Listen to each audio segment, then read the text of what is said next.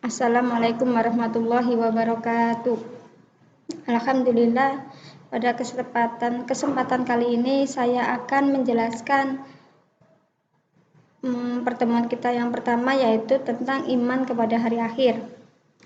Iman artinya percaya meyakini tentang adanya hari akhir. Hari akhir itu termasuk dalam rukun iman yang kelima.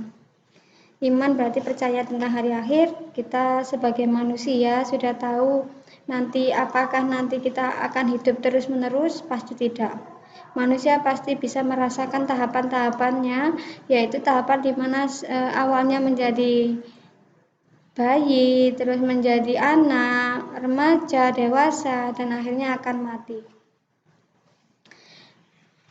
Apakah hari ini itu sama dengan hari yang akan datang? Tidak pasti, tidak akan mungkin, karena yang dilalui oleh manusia itu hanya ada 3, tidak 7 hari, Senin, Selasa, sampai hari Ahad, tetapi hanya 3 hari, hari ini, hari yang lalu, dan hari yang akan datang. Apakah nanti di hari yang akan datang atau hari besok kita akan mati? Apakah nanti di hari akan datang hanya hari akhir? Kita tidak akan tahu, karena yang tahu akan adanya hari akhir itu hanya Allah saja. Tetapi ada tanda-tanda adanya hari akhir itu pasti ada. Yang pertama adalah menurut Al-Quran yang saya bacakan, Bismillahirrahmanirrahim, wa akhrajatil ardu asqalaha, dan bumi telah mengeluarkan beban-beban berat yang dikandungnya. Ini adalah salah satu tanda-tanda adanya hari akhir atau hari kiamat. Tanda-tanda ini adalah salah satu tanda besar adanya hari akhir.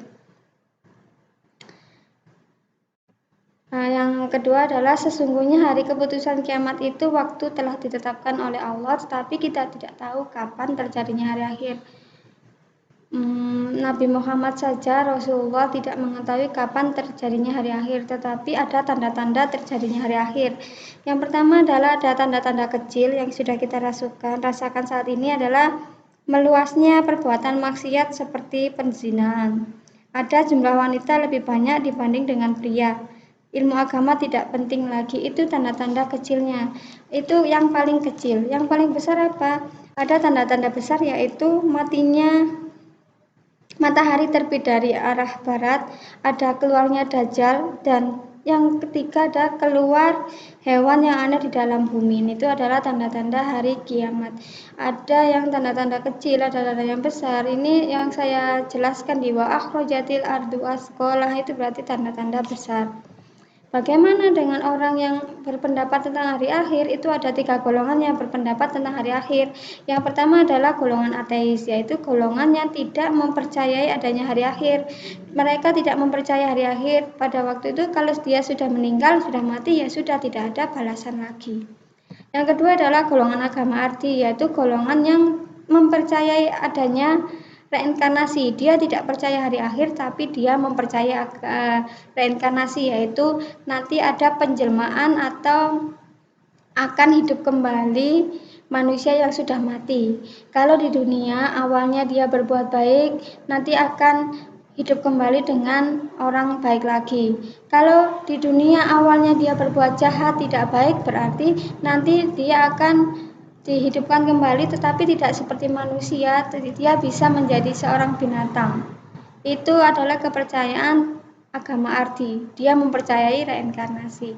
Yang selanjutnya adalah golongan agama samawi, yaitu golongan agama yang mempercayai adanya hari akhir, yaitu agama yang contohnya adalah agama Islam, agama yang dianut oleh pemeluk agama samawi. Itu adalah agama yang berasal dari Allah Subhanahu wa taala, contohnya adalah agama Islam. Jadi kita ketahui bahwa nanti pasti akan hancur alam semesta ini, pasti ada saatnya, tetapi kita tidak tahu kapan terjadinya hari akhir. Dan apakah nanti manusia akan dibangkitkan lagi? Itu pasti akan dibangkitkan lagi oleh Allah. Mereka akan melanjutkan, mereka akan mengalami apa yang mereka balasan dari Allah, apa yang dikerjakan di dunia saat itu. Dalil beriman pada hari akhir. Ada dalil akli, yaitu dalil menurut akal pikiran, para pakar ilmu pengetahuan mengatakan bahwa matahari yang kita rasakan sebagai sumber energi ini bentuknya bola api yang sangat besar dan sangat panas, pada suatu saatnya akan kehilangan cahayanya.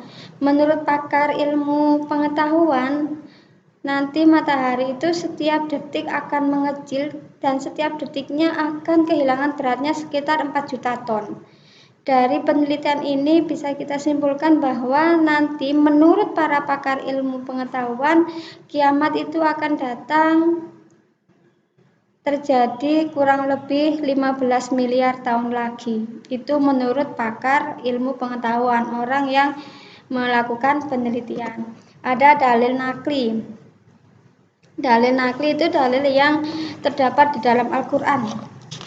Dalil nakli yang surat yang pertama adalah surat Al-A'raf ayat 187.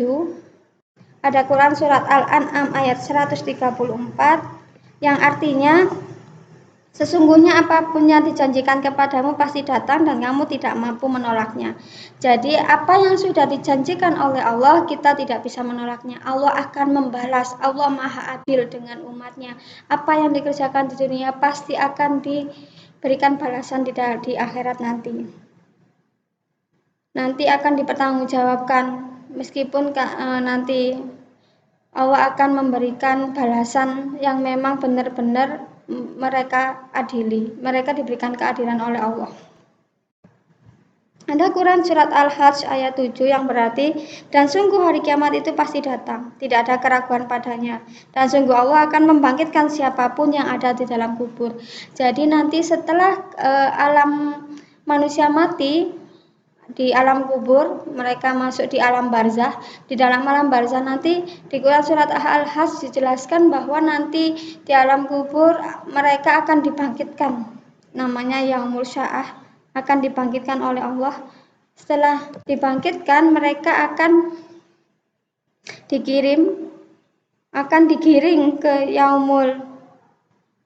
Yaumul Hajj, yaitu hari berkumpulnya, yaitu atau nama lainnya Yaumul Mahsyar.